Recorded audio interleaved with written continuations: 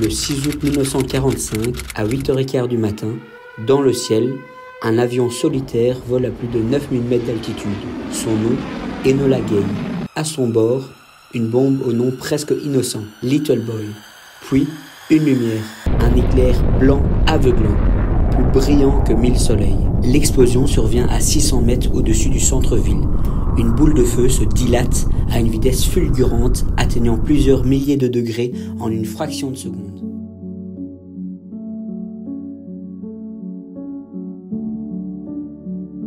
Plus chaud que la surface du soleil, ceux qui se trouvent à l'épicentre sont instantanément désintégrés, ne laissant derrière eux qu'une onde gravée sur les murs. Le souffle de l'explosion pulvérise les bâtiments dans un rayon de plus d'1 kilomètre. Le verre éclate, les structures s'effondrent, les tuiles sont arrachées des toits. Une onde de choc se propage à plus de 1000 km/h, réduisant la ville en un désert de ruines.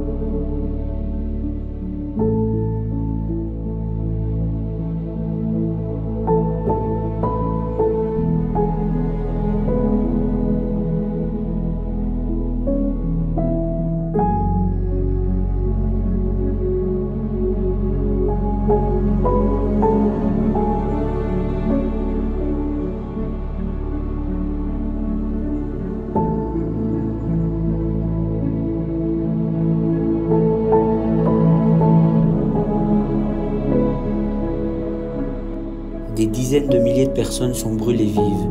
Celles qui survivent errent dans les rues, la peau en lambeaux, le regard vide, appelant à l'aide.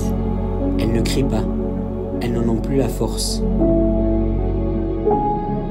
Les premiers symptômes apparaissent rapidement. Vomissements, hémorragie, perte de cheveux. Personne ne sait ce qui est en train de se passer. En quelques mois, 140 000 personnes perdent la vie. Hiroshima n'est plus une ville. C'est un cimetière à ciel ouvert.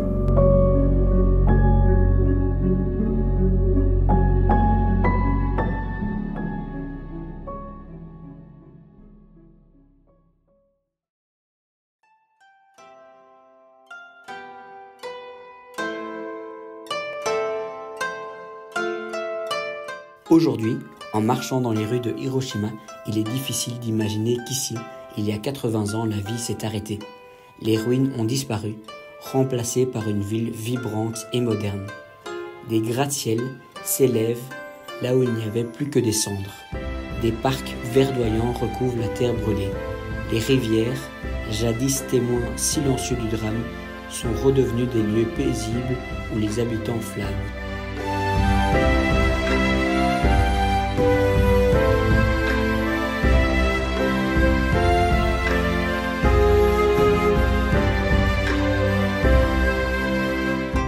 Mais Hiroshima ne cache pas son passé.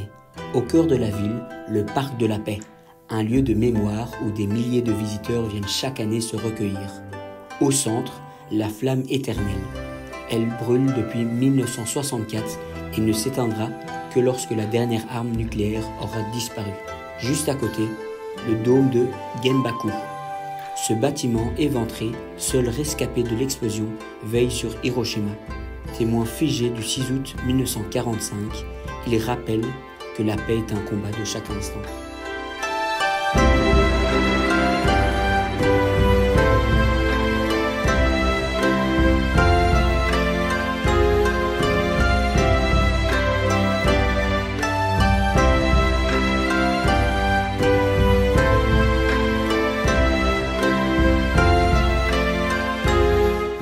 Chaque année, le 6 août, la ville s'illumine. À la tombée de la nuit, des milliers de lanternes de papier sont déposées sur la rivière Motoyasu. Elles dérivent lentement, portant des prières, des messages de paix. Certaines sont écrites par les survivants, d'autres par des enfants qui n'ont connu la guerre qu'à travers les récits de leurs grands-parents. Parce qu'aujourd'hui, Hiroshima n'est plus un symbole de destruction, c'est un symbole de résilience. Une ville qui prouve que même après l'enfer, la vie trouve toujours un chemin.